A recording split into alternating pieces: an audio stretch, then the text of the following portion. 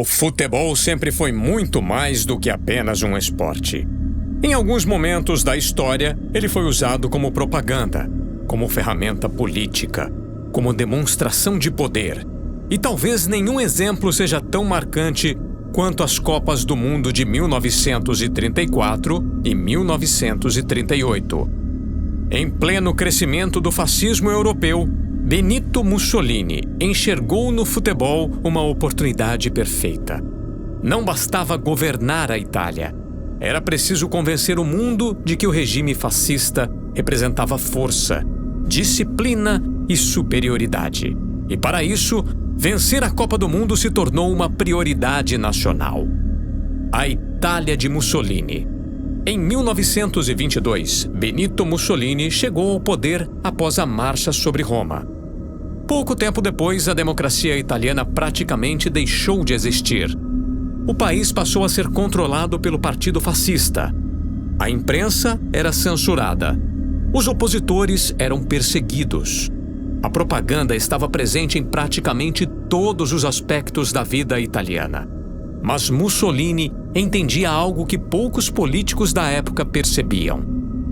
Grandes eventos esportivos poderiam fortalecer sua imagem muito além das fronteiras da Itália.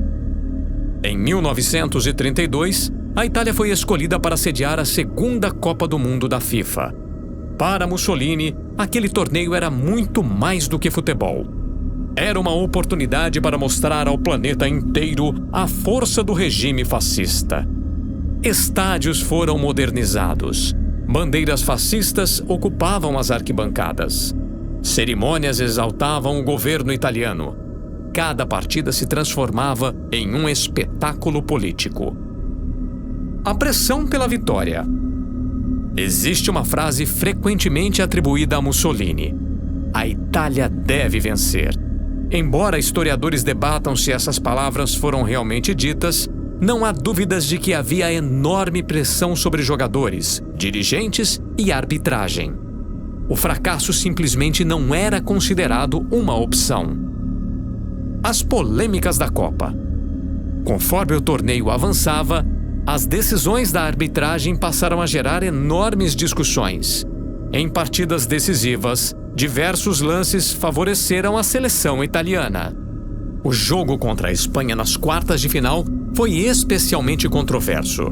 A primeira partida terminou empatada e foi extremamente violenta. Como ainda não existiam disputas por pênaltis, foi realizado um jogo de desempate no dia seguinte. A Espanha entrou em campo desfalcada por vários jogadores lesionados.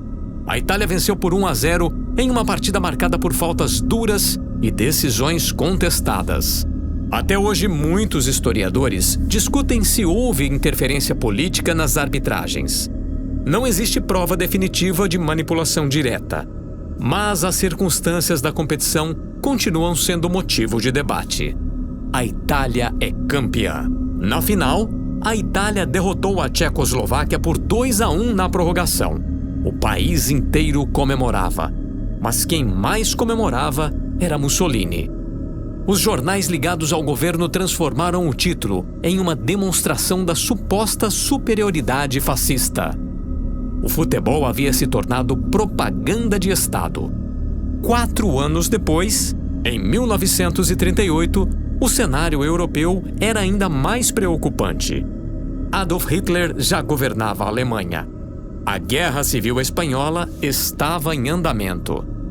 Poucos meses antes da Copa, a Alemanha havia anexado a Áustria no episódio conhecido como Anschluss. A seleção austríaca, considerada uma das melhores do mundo, simplesmente deixou de existir.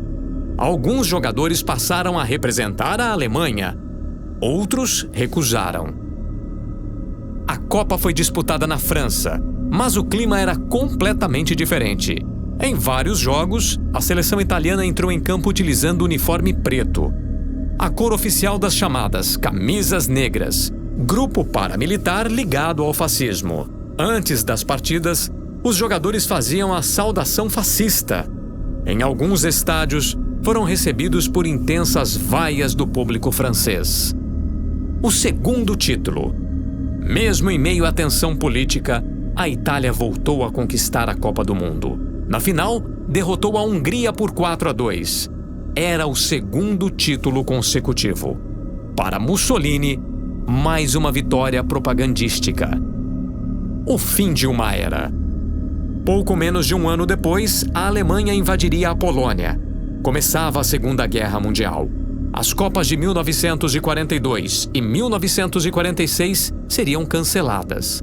Durante quase 12 anos, o maior torneio do futebol mundial simplesmente deixou de existir.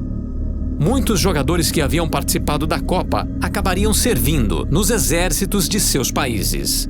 Alguns jamais voltariam para casa. Legado. Hoje, as Copas de 1934 e 1938 continuam sendo lembradas não apenas pelos títulos da Itália, mas por mostrarem como governos autoritários podem utilizar o esporte para construir narrativas políticas. O futebol emocionava milhões de pessoas e, justamente por isso, tornou-se uma poderosa ferramenta de propaganda. A Copa do Mundo costuma representar união entre nações, mas houve um período em que ela serviu exatamente ao contrário. Foi usada para fortalecer um regime autoritário, para vender uma imagem de poder e para mostrar ao mundo aquilo que um ditador queria que todos acreditassem. Porque, às vezes, a história mais importante de uma Copa não acontece dentro das quatro linhas.